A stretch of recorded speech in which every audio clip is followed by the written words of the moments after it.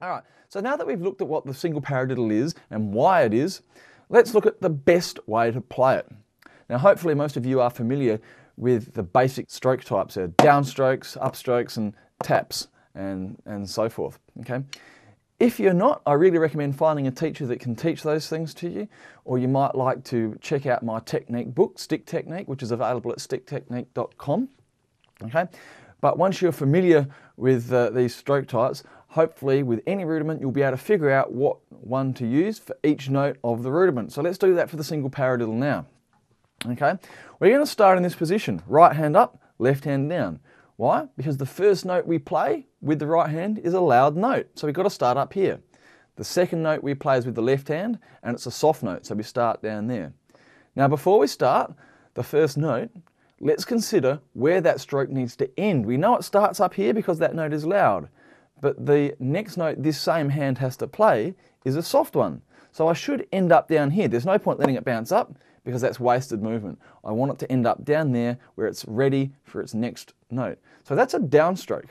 Okay, so I play the right hand first note and it should end up right down here next to the tip of the left hand. So in fact, I'm going to use that left hand as a target in terms of the height. So in terms of the height of the stick, I want my right hand to end up right next to it. Okay, no wasted movement, no rebound past it. The next note is the left hand. Okay, so it's a soft note. But the next note that left hand plays is the next accent, okay, the beginning of the next group of 4. So I want to basically end up with the stick up here. So that second note is going to be an upstroke. It's a little tap with the wrist, and at the same time as you do that, you lift up from the arm. It's still a soft note, so don't give it a whack. Just tap and lift at the same time. As fast as you can, you get that stick up in the air. Don't take your time and lift it up slowly. Get used to lifting it up as quickly as you can. Why? Because we said it before. That's the slowest part of any rudiment. Get into the habit of lifting up your hand as early as you can. That way you're going to be as ready for the next accent as quickly as you possibly can. Okay, so that's your upstroke on the second note. The next 2 notes are right hand notes and they're both soft. Okay, they start and end low, so these are taps. Okay, just little tap, tap from the wrist. That's your double stroke. Then you repeat the whole process starting on the left hand, downstroke, upstroke with the other hand, then 2 taps. Okay, so let's do that a couple of times. Downstroke, upstroke, tap, tap, downstroke, upstroke, tap, tap. You'll notice that as I play those downstrokes and the upstrokes as well, my wrist is pretty much dead straight. There's no bending like this with the wrist. I'm not incorporating the wrist motion, and I'm certainly not incorporating any finger motion, rotation around the fulcrum into the stroke. Okay, I don't want to do that because as soon as I do that, it's going to compromise the accuracy of my little notes. They're going to start getting louder there. Okay, so any big motion is purely from the elbow, which keeps my wrist in that position, which means that when it comes time to do those taps, it's ready. It's in the perfect spot to do those taps from the wrist, and the wrist knows exactly what angle it's at. So you notice that my wrist is straight the whole time. Okay, all the big motion, the downstroke and the upstroke, is happening purely from the elbow. You'll also notice my elbow swinging back and forth, so I'm using the elbow as a counterweight. So I'm lifting by punching my elbow forward, and as I come down, my elbow swings back. There's a lot more detail about that in the Stick Technique book also. We won't go into detail here. As you do this, that means you can speed the single paradiddle up without compromising the volume of those little notes. You notice even as I'm starting to play faster, the little notes are still basically right down here, almost like I'm just playing a soft double stroke roll, but I'm getting these accents with plenty of height up there as well.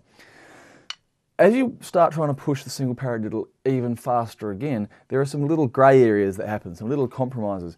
You will in fact have to start using your wrist a little bit to get height because you just can't move your arm that fast. At the end of the day, we want to try and actually use rebound as much as we can in any rudiment. So just try this experiment for a minute. We're just going to drop the stick from a medium height, let the stick come all the way away from the palm so that there's nothing but pure natural rebound of the stick through the fulcrum. Let's see what happens. Basically the stick is bouncing. We know that as it bounces it's going to get softer.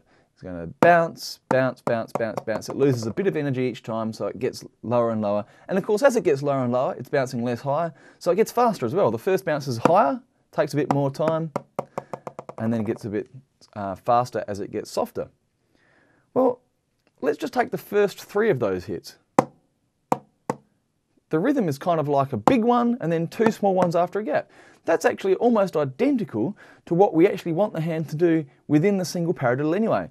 All there is one other hand playing 1 note in between, which is the upstroke. So downstroke, up, and then the 2 little ones. So really, that's almost exactly naturally what the stick wants to do. What you want to do in the single paradiddle is essentially what the stick is naturally going to do if you just drop it and let it go. Okay?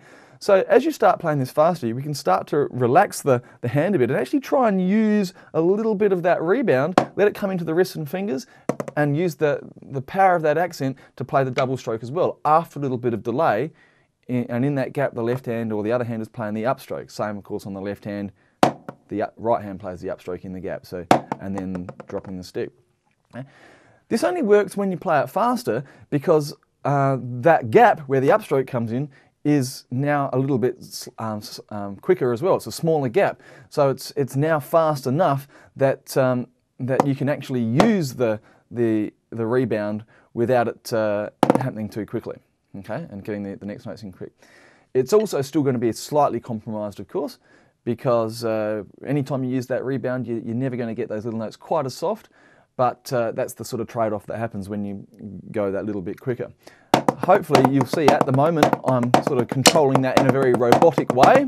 Okay, so I'm not really using any rebound. As I start to go faster, I'm still using my arm as much as possible. Okay, but you'll see I'm starting to incorporate a little bit of my wrist as well. Okay, and I'm still getting plenty of height on the accent, so you can hear that. The same principles will apply to all the other versions of the paradiddle rudiments. The double and triple paradiddle probably even use a little bit more wrist because we're playing more loud ones in a row. The paradiddle diddle, my favourite rudiment, same idea. Notice I'm keeping both hands down, but there's just that one little motion where I try to get as much arm into it as I can.